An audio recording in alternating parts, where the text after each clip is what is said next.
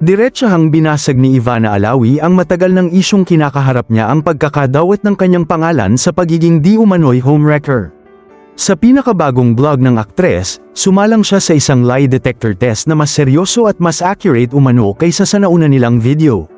Kasama niya ang kanyang ina, si Mama Fatima, at kapatid na si Hash Alawi, habang ang bunsong kapatid na si Mona ang nagtatanong. Isa sa mga pinakamabigat na tanong mula kay Mona ay, ikaw ba ay nanira ng pamilya? Walang pag-aatubili, tumugon si Ivana ng no. Makalipas ang ilang saglit, kinumpirma ng lie detector na totoo ang kanyang sagot. Hindi ako pinalaking man-ira ng pamilya, pahayag ni Ivana. Respeto ang lagi kong bitbit kasi broken family kami. Alam ko ang sakit na mawala ng buo. Tapos ako pa ang maninira sa iba?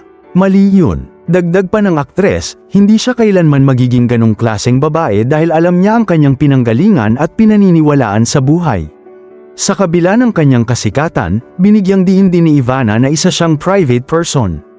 Hindi ko naman ipinapakita lahat. May mga bagay akong gustong panatilihing pribado at para sa akin lang, wika niya. Ang mga pahayag na ito ay tila direktang sagot sa mga kontrobersyang lumutang kamakailan, kung saan nadawit ang pangalan ni Ivana sa kasong isinampa ni Dominic Nicky Benitez laban sa kanyang asawang si Kong Albi Benitez. Ang reklamo ay may kaugnayan sa paglabag umano sa anti-violence against women and their children.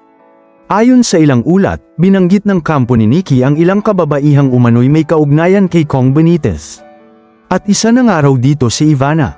Ngunit sa isang official statement ng kampo ng kongresista, itinanggi nila ang lahat ng aligasyon at sinabing walang basehan ang reklamo.